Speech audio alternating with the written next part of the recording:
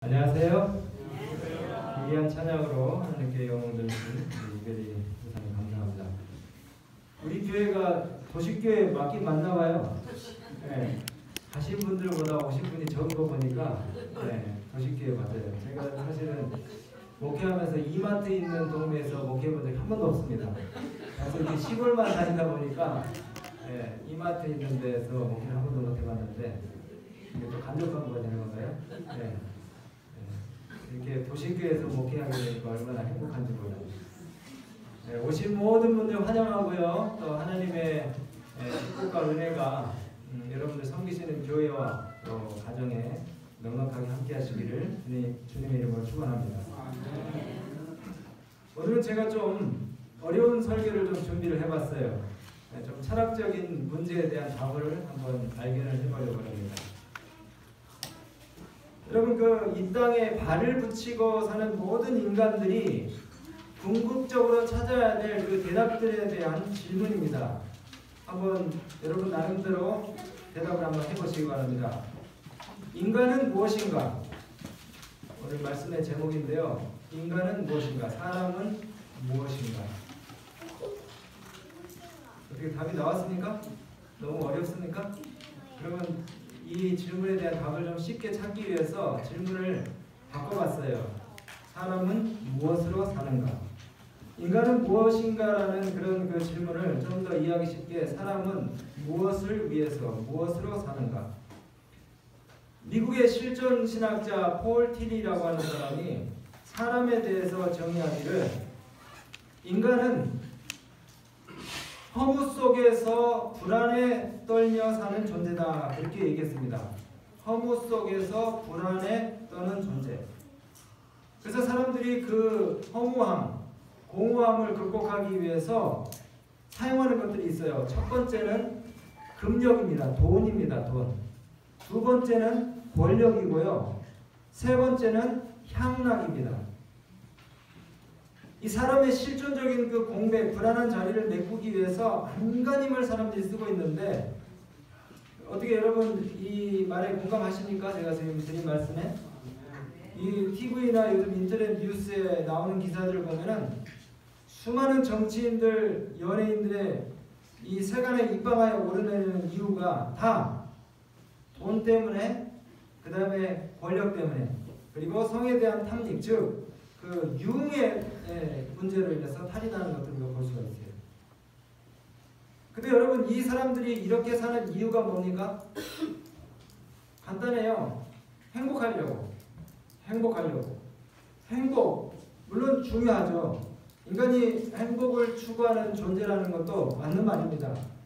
근데 여러분 문제는 그런 식으로는 절대로 행복해지지 않는다는 것입니다. 그렇게 물질에서 행복을 찾으려고 했던 수많은 사람들이 허무한 고백과 유서를 남기고 수도 없이 자살했어요. 내 인생은 파장하여 문 닫은 해수욕장 같다 라고 말한 사람이 누굽니까? 마릴린 먼로. 많은 사람들의, 많은 이 남성들의 문 여인이 되었던 그 마릴린 먼로가 그렇게 고백하고 자살했어요. 노벨 문학상을 타고 그 다음에 명성을, 세계적인 명성을 얻었던 해밍웨이.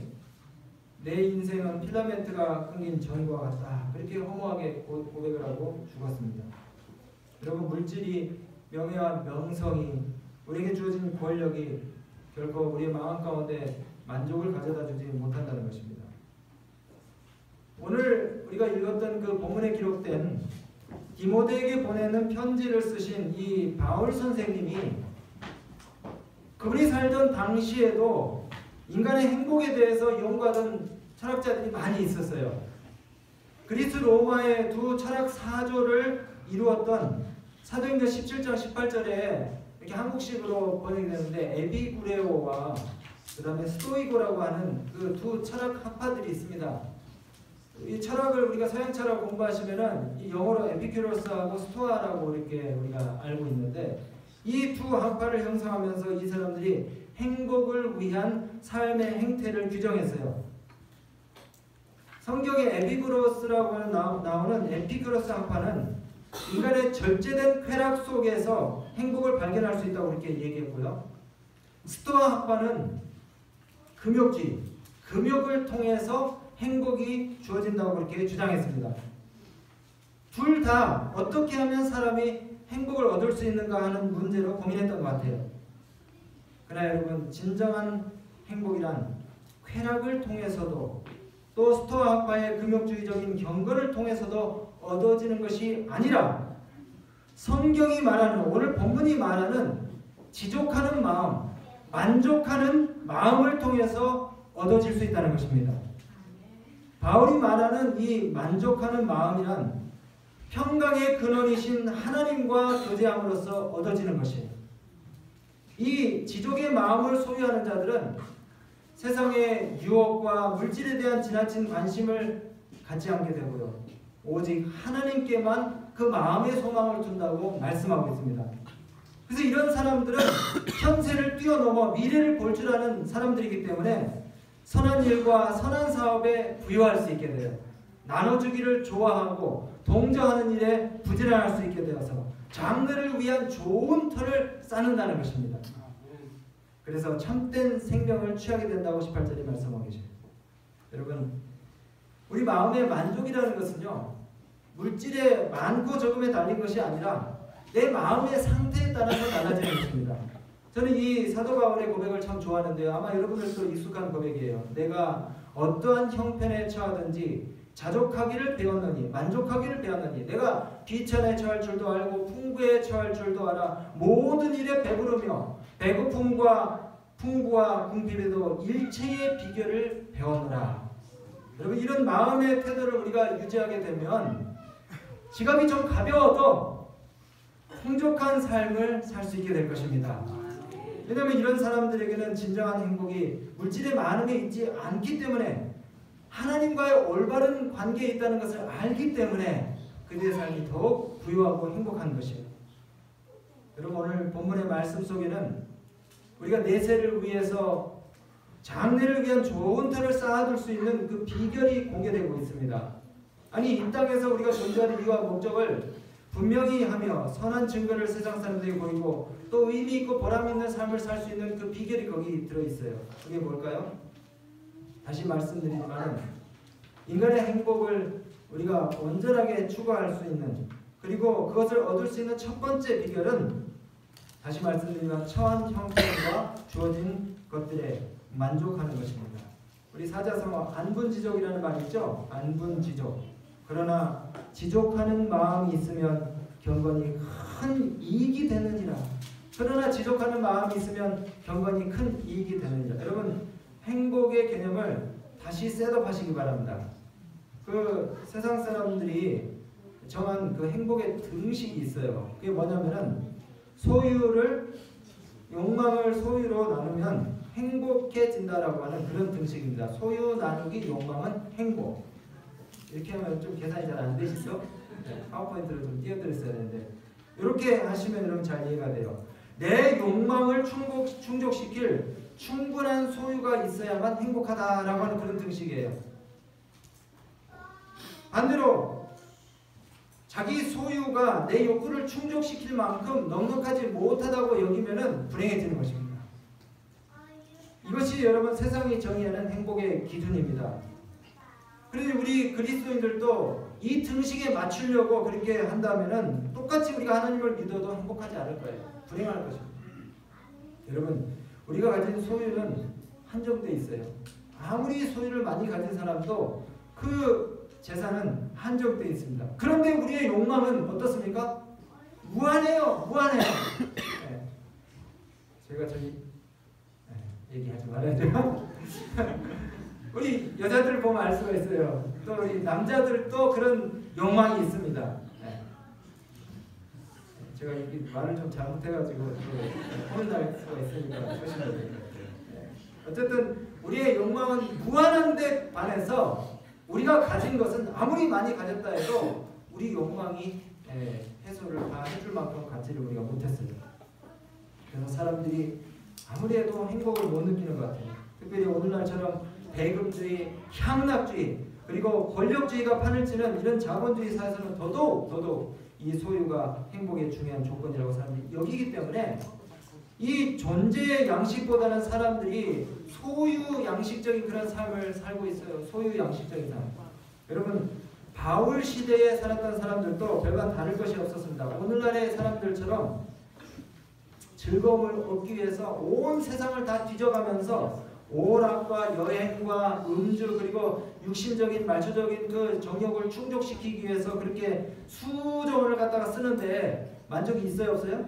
만족이 없어요. 여러분 성경 말씀이 딱 맞습니다. 삼가 모든 탐심을 물리치라.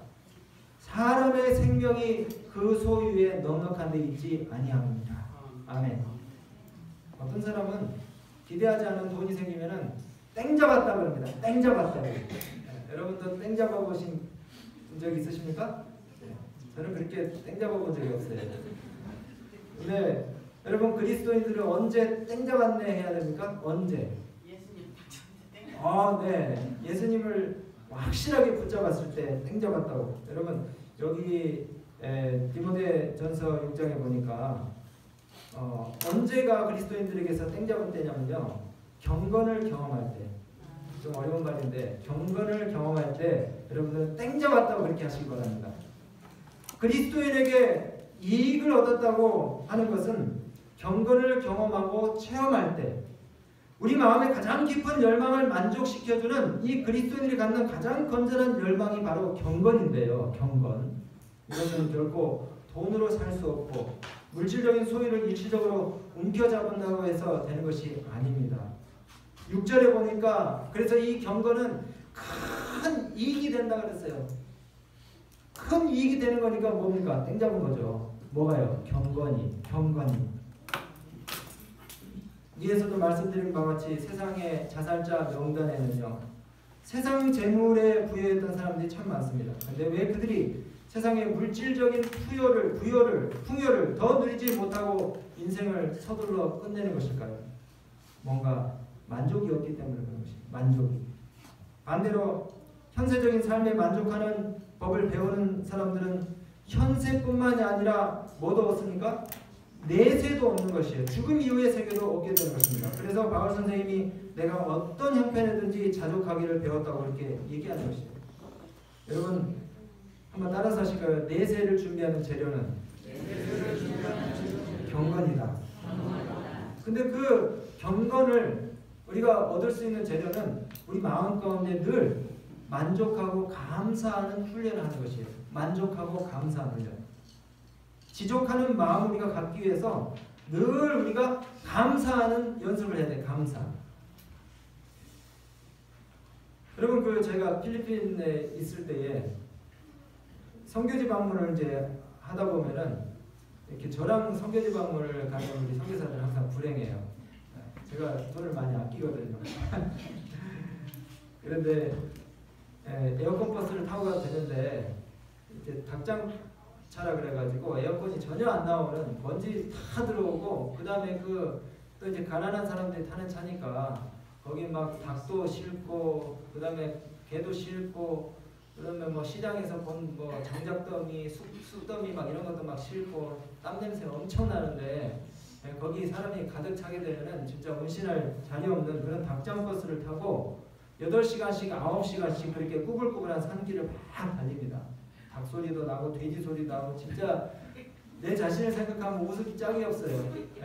내가 지금 왜 이런 버스를 타고 있나? 버스를 처음에 딱 탈 때는 오후 한 2시쯤 되면은 막 떼약볕이 엄청 내리쬐기 때문에 사람들이 그늘이 있는 쪽으로 앉으려고 그렇게 합니다. 근데 그늘이 있는 쪽으로 앉아도 한참 가다 보면 또 해가 막 돌기 때문에 내가 앉은 자리가 또 떼약볕 밑이 될 수가 있어요. 어쨌든 그렇게 8시간, 9시간 이제 버스를 타고 선교지에 딱 도착을 해서 또 이렇게 오토바이를 타고 어디 가다 보면은 숲속에 진짜 뭐 폐가 같은데 그런 데로 이제 갑니다. 어느 날 밤에는 방충망이 없는 방에서 모기와 막 싸우면서 하룻밤을 지내는데 또 우리 필리핀 분들이 노래 부르는 거 엄청 좋아하잖아요. 그렇게 외진 곳에도 가라오케가 한번 있는 동네를 가게 되면은 그 밤은 잠을 못 잡니다. 밤새도록 새벽 4시까지 가라오케를 불러댈게요. 그리고 이제 12인승 봉고차에 또 25명, 26명이 타거든요. 그레이스 옛날 거 같은 거 있잖아요. 바퀴도 바람 그 반밖에 안 되는 그런 진짜 터질 것 같은 그런 차가 위에 기름이랑 장작 잔뜩 싣고 또 사람 싣고 막 달리는데 바퀴가 터질 것 같은데 그냥 막 이리 밀리고 저리 밀리고 어떤 때는 또 터미널 바닥에다가 종이박스를 찢어가지고 깔고 거기 누워서 지나간 사람 있건 없건 이렇게 이제 잠을 청하기도 이렇게 합니다.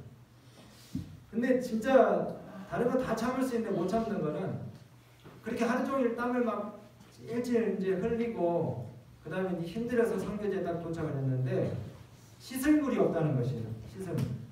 그리고 눅눅한 그 마룻바닥에 냄새가 나는데 거기서 이제 칼잠을 자야 되는데 그렇게 억지로 잠을 청해가지고 아침에 딱 일어났는데 화장실을 가는데 또 화장실이 없다는 거예요.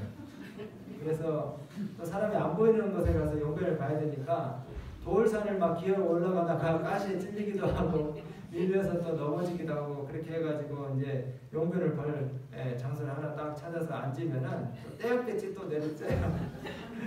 땀을 막 흘리면서 그렇게 볼일을 봅니다. 그럴 때 드는 생각이 힘들다. 이런 생각을 하면서 문득 드는 생각이 그렇지 내가 여기 오래 있을 게 아니지. 일주일 후면은 물이 펑펑 나오는 집에 갈 수 있지. 참 이 선교사들은 거기서 1년을 보내는데 우리는 일주일 있으면서도 그런 생각을 해요. 그러면서 야 정말 씻을 물만 있으면 행복하겠다. 너무나 행복하겠다. 하나님 감사합니다. 이런 데서 평생을 사는 사람들도 있는데 나는 겨우 며칠 여기 있다 가는데 이제 다음 주면은 집에 가서 실컷 씻을 수 있으니까 정말 감사합니다. 감사가 막 절로 나오는 거예요. 여러분 우리가 지금 현재 형편과 환경이 그렇게 갖춰지지 못하고 어려운데도 감사할 수 있는 그 이유나 조건이나 방법이 뭡니까? 잠깐 후에 있을 그 좋은 일어날 일에 대한 상상을 하는 겁니다. 여러분 이 땅의 삶이 피곤하고 지치고 힘들고 맨날 손해보는 것 같고 되는 일이 없다고 생각하십니까? 여러분 얼마 안 있으면 우리가 돌아가게 될 그 화려찬란한 본향을 생각하시게 되길 바랍니다. 최적의 몸과 마음을 가지고 금도성, 금거리, 황금 진주문 또 시원한 미풍을 우리가 느끼면서 12가지 실과를 맺히는 그 생명나무 그 거리를 거닐 그 상상을 여러분들이 하시면은 정말 여러분들에게 주어진 환경이 어떠한다 할지라도 자족하고 만족할 수 있는 그런 믿음들을 갖게 되는 것이에요. 그리고 참 이상하죠? 지금 우리가 사는 시대는 옛날보다 훨씬 더 감사할 만한 그런 조건들이 많이 있습니까? 근데 없이 살아도 정이 있었던 그런 시절에 비해서 지금 너무나 사는 것이 각박해졌어요. 상대적 빈곤이라고 그러죠. 상대적 빈곤. 옆집 민성이는 중형 세단 산다는데 아유 당신은 그것도 못해. 준이 아빠는 한 달에 400씩 벌어온다는데 형식이는 이번에 서울대 갔다더라. 이런 비교와 불평이 우리의 영혼을 시들게 하고 초라하게 하면서 삶의 의욕을 이렇게 만듭니다. 근데 감사는 끊임없이 타인의 유익을 위해서 일하게 하고 우리 자신의 가치를 확인시키는 것입니다. 여러분 인간은 무엇으로 사는가에 대한 답을 얻기 위해서 우리가 다시 무엇이 사람인가라는 질문을 또 해보았으면 좋겠습니다. 여러분 많이 들으셨겠지만요. 인간은 물질인가 아니면 가치인가에 대한 예화인데요. 2차 대전 때 독일 나치 군인들이 생체 실험을 했다 그러죠. 인간의 몸을 구성하고 있는 원소들을 갖다가 조사를 했더니 사람 몸에서 나오는 그 지방으로 비누 7조각을 만들고요. 그 다음에 중간 크기 하나의 옷을 만들 수 있는 이 철분이 있다고 합니다. 그 다음에 또 성냥을 2000개를 만들 수 있는 인, 또 벼룩을 쫓을 수 있는 유황. 그렇게 해서 이 사람의 몸을 갖다가 구성하고 있는 재료들의 가격을 매겨봤더니 한 3, 4만 원 정도밖에 안 된다는 것입니다. 너무나 보잘것없는 존재 아닙니까? 우리가 물질로 인간을 우리가 본다 그러면 정말 이 가치가 없습니다. 근데 사람의 가치에 대해서 YV인의 글만큼 정말 정확하게 표현한 글은 없을 것이에요. 이런 말씀을 했더라고요. 한 영혼의 가치를 누가 능히 평가할 수 있겠는가? 만일 그대가 그 가치를 알고자 하면 겟세마네 동산으로 가서 거기서 그리스도께서 핏방울과 같은 땀을 흘리시면서 몹시 고민하시는 그분을 주목하여 보라. 그리스도께서 온갖 위험을 무릅쓰신 것을 기억하라. 우리를 구원하기 위해서, 우리의 구속을 위하여 하늘 자체가 위험을 무릅썼던 것이다. 단 한 명의 죄인을 위해서라도 그리스도께서 당신의 목숨을 버리셨을 것이라는 사실을 기억하면서 십자가에 가까이 나아간다면 거기서 그대는 한 영혼의 가치를 평가할 수 있었을 것이다. 주님은 이 세상에 구원받을 사람이 딱 한 사람 있다 할지라도 그 한 명을 구원하러 이 세상에 오셨을 것이라는 것입니다. 예수님이 우리의 가치를 평가하실 때에 우리가 헌금을 얼마 했느냐, 얼마만한 재산을 가지고 있느냐, 무슨 재능이 있느냐, 이걸 보시지 않으셔요. 그냥 존재 그 자체를 사랑하시고 귀하게 여기신다는 것입니다. 명절에 부모님 뵈러 오는 그 자식들 손에 든 선물 꾸러미가 큰가 작은가를 보시겠습니까? 그렇지 않아요. 여러분, 다시 우리가 본문으로 돌아가면요, 사도 바울은 인간 이해에 대해서 아주 결정적인 발언을 하고 있습니다. 근데 그 발언의 내용은 이겁니다. 공술의 공수고, 우리가 세상에 아무것도 가지고 온 것이 없으니 아무것도 가지고 가지 못한다. 이것이 바로 사도 바울 선생님의 인간 이해의 출발점입니다. 빈손으로 왔다가 빈손으로 가는, 빈손과 빈손 사이에 우리가 머무르는 것이 인생인 것이에요. 이걸 인정하는 사람만이 삶의 참 행복을 느낄 수가 있는 것입니다. 여러분, 우리의 마음을 어둡게 하고 황폐하게 하고 또 가치에 대한 판단력을 상실케 하는 우리 마음의 탐욕들, 욕심들, 또 세상에 대한 미련들을 과감하게 떨칠 수 있는 믿음을 여러분들이 갖게 되시기를 간절히 축원합니다. 돈을 사랑함이 일만하게 뿌리가 되니 돈을 사랑치기가, 그것을 사모하는 자들은 미혹을 받게 되고 믿음에서 떠나게 되어 많은 근심을 사로잡혀 고통을 자초하게 된다고 그렇게 말씀했습니다. 부자가 나쁘다는 게 절대 아닙니다. 그리스도인들이 돈을 갖지 말아야 된다는 얘기가 아니에요. 그것이 목적이 되고 거기에 대한 생각에 사로잡혀가지고 영혼을 우리가 잃어버릴 위험이 있다는 것입니다. 저는 그 반내현 목사님의 꺼지지 않는 불꽃이라고 하는 책을 읽으면서 인생의 그 의미에 대해서 다시 한번 생각해 보게 됐어요. 이분은 평생 동안 영혼들을 구원하기 위해서 발로 세상 여기저기를 곳곳을 헤매다니신 거예요. 여러분, 우리가 버는 것들은요 다 잊혀지고 그 다음에 또 사라지기 마련이지만은 우리가 버는 영혼들요, 하나님 앞에 바치고 인도한 영혼들은 우리가 죽은 이후에도 계속해서 우리의 이름을 갖다가 회자하면서 뭐니까 이 하나님의 영적인 대를 갖다가 이어가게 될 것입니다. 여러분, 우리가 여기 사도 바울 선생님이 말씀하신 것처럼 영생을 위해서 싸우실 수 있는 그런 믿음의 사람들이 다 되시길 바랍니다. 하나님의 사람이여, 이것들을 피하고 의와 경건과 믿음과 사랑과 인내와 온유를 좇으며 믿음의 선한 싸움을 싸우라. 영생을 취하라. 이를 위해 너희가 부름을 받았고 많은 증인 앞에서 선한 증거를 증거하였도다. 하나님의 사람은 소유로 살지 않고 존재로 사는 자들인 것을 증명하는 그런 말씀인 것입니다. 우리의 관심의 방향을 바꾸시고 우리는 이 땅에 잠시 머물다 가는 그런 존재인 것을 우리가 마음 가운데 다시 한번 확인하시게 되길 바랍니다. 그러면서 의와 견건과 또 믿음과 사랑과 인내와 온유를 쫓아 사는 삶을 우리 모두가 살기로 그렇게 결심하시게 되길 바라요. 그렇게 하기 위해서 악한 싸움이 아니라 선한 싸움을 우리가 싸워야 되는 것입니다. 믿음을 무기 삼고 감당하는 싸움. 악한 싸움은 결국 파멸로 우리를 인도할 수밖에 없지만, 그리고 우리 맞은편에 있는 사람을 죽이고 우리가 같이 죽는 수밖에 없지만, 믿음으로 감당하는 싸움의 결과는 영생이라고 이렇게 말씀하셨어요. 영원한 생명을 우리가 수확하게 되는 것입니다. 오늘 저는 말씀 마치면서 사람의 행복은 결코 물질에 달려있는 것이 아니라 하나님과의 관계에 우리의 생명의 의미가 담겨있다는 사실을 우리가 생각하면서 신기루와 같은 세상 것에 너무 미련을 두지 마시고 의와 경건과 믿음과 소망과 인내와 온유에 우리의 생의 가치를 두고 진정한 행복과 자유를 경험하시게 되기를 간절히 바랍니다. 이 명절 동안 여러분 오신 친척들 뭘 가졌나, 또 그들이 뭘 이뤘나, 뭘 성취했나 이걸 보시고 너무 스트레스 받지 마시고, 또 너무 마음 가운데 부담 느끼지 마시고, 우리는 빈손으로 왔다가 빈손으로 가는 하나님의 자녀들인 것을 우리가 생각을 하시면서 오히려 더 나보다 더 가진 사람들을 사랑할 수 있는 넓은 마음의 도량들을 갖게 되시길 간절히 바랍니다.